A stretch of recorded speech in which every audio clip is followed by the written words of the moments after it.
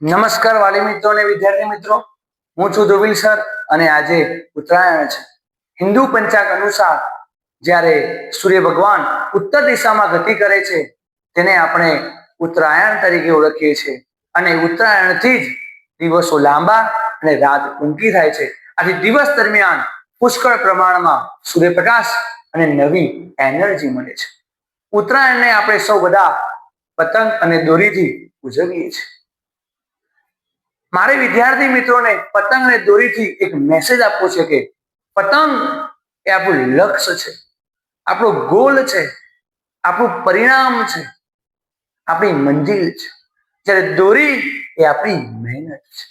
જો પતંગ સાથે દોરી બાંધીને હવાની દિશામાં ઉડાવીએ તો ચોક્કસ પતંગ આકાશમાં લહેરાય છે.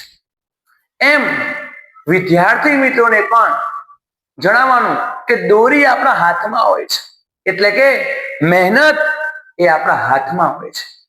લક્ષ્ય થોડું દૂર હોય છે, પણ મહેનતથી લક્ષ્ય સુધી પહોંચવા માટે એક ચોક્કસ પવન જેવી દિશાની જરૂર પડે છે. તો તમને દિશા કોણ આપે? સૌપ્રથમ તો તમારા વાલી મિત્રો અને શિક્ષક મિત્રો.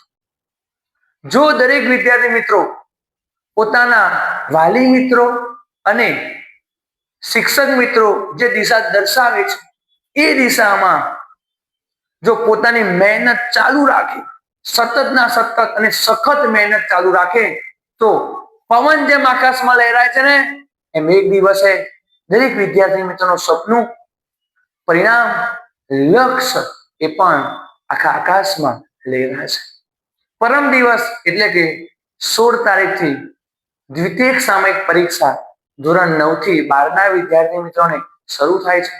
તો કૌશિક પટેલ, ધ્રુવીલ પટેલ તથા જ્ઞાનજ્યોતના દરેક શિક્ષક મિત્રો તરફથી ગુજરાતભરના દરેક વિદ્યાર્થી મિત્રોને દ્વિતીય સામયિક પરીક્ષાની સારી શુભકામનાઓ અને શુભેચ્છાઓ. Best of luck.